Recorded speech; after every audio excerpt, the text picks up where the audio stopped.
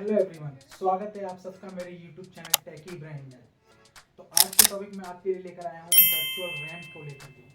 जहाँ पर आप सब देखते हैं कि आप सब जब भी फ़ोन खरीदने के लिए जाते हैं तो आप देखते हैं कि आपको हर कोई ये बताता है कि आपके फ़ोन में इतने जीबी तक की रैम बढ़ जाएगी, लेकिन कैसे। तो मैं इसी वीडियो में आपको ये डिस्कस करने वाला हूँ कि वर्चुअल रैम आखिर होती क्या है, उसका बेनिफिट क्या है और उसके नुकसान भी क्या हैं, और आप कैसे अपने फ़ोन में रैम एक्सपेंड यानी कि वर्चुअल रैम कर सकते हो। तो चलिए वीडियो में आगे बढ़ते हैं,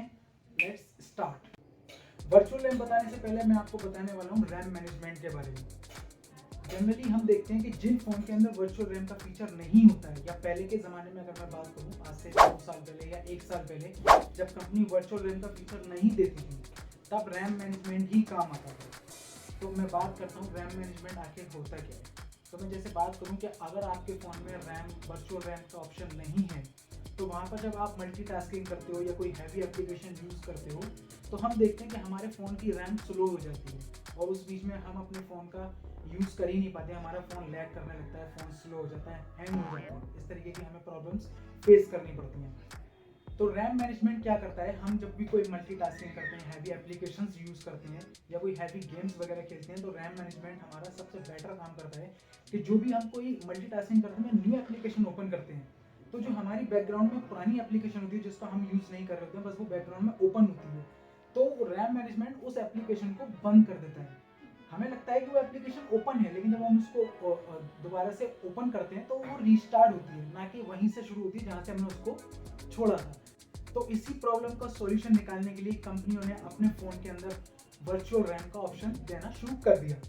जो कि कुछ कंपनियां पहले से ही देती हैं, कुछ कंपनियों ने सॉफ्टवेयर के थ्रू उसको अब आपके फ़ोन में दिया। जहां पर हम देख सकते हैं कि जब भी हम कोई फ़ोन मार्केट में लेने के लिए जाते हैं तो जो भी शॉपर्स होता है वो हमको ये बोलता है कि इस फ़ोन के अंदर कंपनी आपको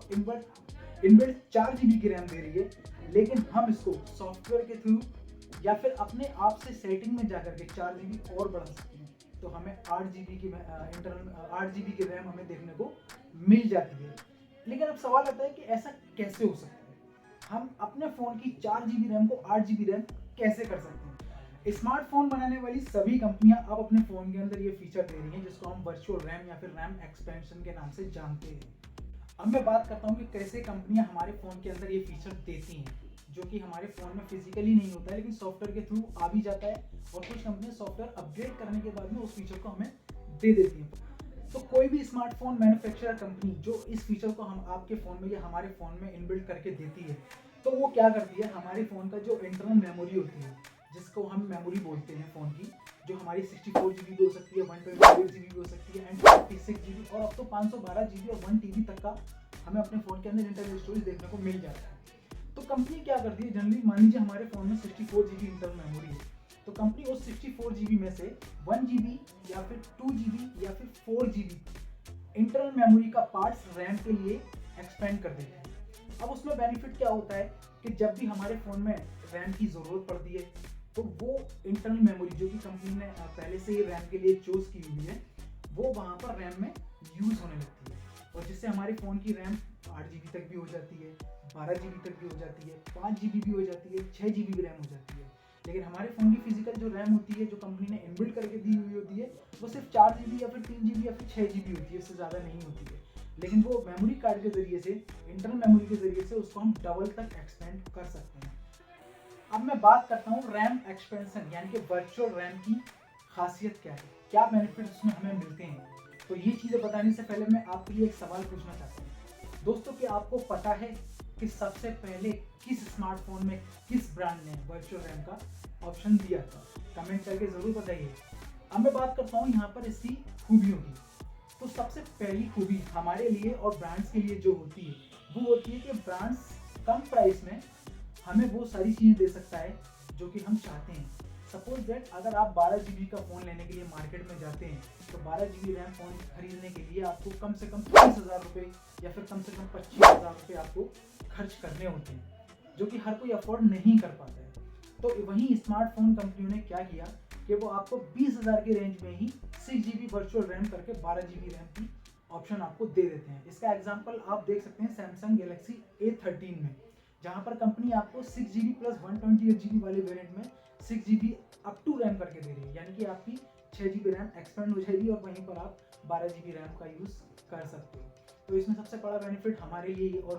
कंपनी के लिए ये होता है कि उनको ज़्यादा पैसा लगाने की ज़रूरत नहीं होती। आपको भी पता है कि रैम सबसे ज़्यादा महंगी होती है, तो वो वहीं पर हमारा पैसा भी सेव होता है और ब्रांड्स का भी पैसा वहाँ पर सेव होता है। लेकिन ये फीचर सबसे ज़्यादा यूजफुल हमारे लिए है। दूसरा पॉइंट की अगर मैं इसमें बात करूँ आपको, तो दूसरे पॉइंट में जहाँ पर अगर मान लीजिए आपने 4 GB रैम का फ़ोन लिया हुआ है, लेकिन वहाँ पर 4 GB रैम आप एक्सपेंड कर सकते हो। तो जब भी आप उसमें मल्टीटास्किंग करोगे, कोई हैवी ऐप यूज़ करोगे, कोई भी आप गेम वगैरह खेलोगे, तो वहाँ पर ऑटोमेटिक आपकी 4 GB वर्चुअल रैम काम करने लगेगी, यानी कि टोटल 8 GB हो जाएगी। तो उसका बेनिफिट ये मिलेगा, आप हैवी मल्टीटास्किंग कर सकते हो, आप हैवी गेम वगैरह भी खेल सकते हो।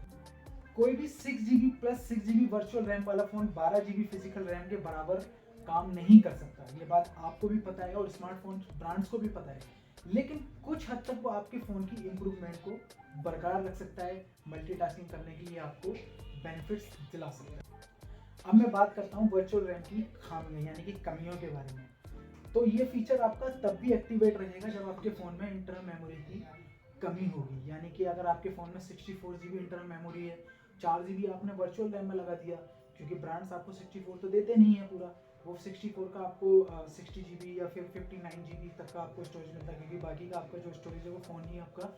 यूज़ कर लेता है। तो अगर इस टाइम पर अगर आपके फ़ोन में इंटरनल मेमोरी नहीं होगी, तो वर्चुअल रैम आपका किसी काम नहीं आएगा और आपका फ़ोन स्लो होने लगेगा, हैंग होने लगेगा, और आप ये बोलोगे कि भाई मेरे फ़ोन में 8 GB तक की रैम हो जाती है, लेकिन फिर भी वो किसी काम की नहीं है। तो ऐसा करने से पहले आप अपने फ़ोन में ये चीज़ ज़रूर देख लें कि आपके फ़ोन में एक्स्ट्रा इंटरनल मेमोरी है या नहीं। अगर नहीं है तो अलग से आप मेमोरी कार्ड लगा सकते हैं, वरना फिर आप 128 GB या फिर 256 GB तक का फ़ोन परचेज कर सकते हैं। अब बात करते हैं कि आप अपने फ़ोन के अंदर वर्चुअल रैम को कैसे एक्टिवेट कर सकते हैं, कैसे यूज़ कर सकते हैं। तो उसके लिए सिंपल आपको अपने फ़ोन की सेटिंग्स में जाना है, और सेटिंग्स में जाने के बाद में आपको रैम की सेटिंग में जाना है। वहाँ पर आपको ये ऑप्शन दिख जाएगा। वहाँ पर आपको 3 तरीके के ऑप्शन दिख जाएंगे, 2 GB, 3 GB, 5 GB and 7 GB। और मेरे पास जो फ़ोन है ओप्पो का रेनो 8 प्रो, अगर मैं उसकी बात करूँ तो वहाँ पर मुझे 7 GB तक का रैम एक्सपेंशन का ऑप्शन मिल जाता है, लेकिन चूंकि 12 GB मेरे लिए बहुत इनफ है तो मैं उसका यूज़ नहीं करता हूँ। तो आप हमें कमेंट करके बता सकते हैं कि आपके फ़ोन में रैम एक्सपेंशन का फीचर है, अगर है तो कितने GB तक का आप रैम एक्सपेंड कर सकते हैं। अगर हमारा वीडियो आपको अच्छा लगा हो तो हमारे चैनल को सब्सक्राइब कीजिए, वीडियो को लाइक कीजिए, ज़्यादा से ज़्यादा लोगों को शेयर कीजिए, और तब तक के लिए जय हिंद। मिलते हैं अगली नेक्स्ट वीडियो में नेक्स्ट टॉपिक के साथ।